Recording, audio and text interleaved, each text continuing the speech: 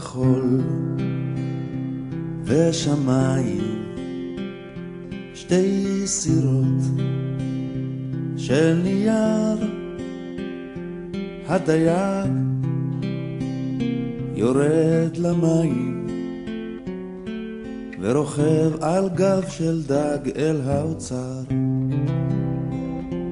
כפר ירוק בין 40 פרדסים ושדות, העיקר חוזר לבית, מנשק אישה יפה וילדות. אבא, סיפור, אני לא יכול לישון, ירח מסתכל לי בחלון. עוד מעט אני אהיה גדול יותר מדי, אז אבא, עוד סיפור אחד ודי.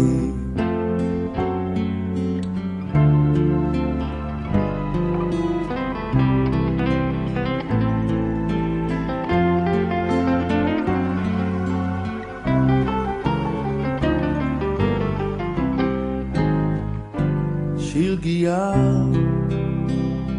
סינדרלה,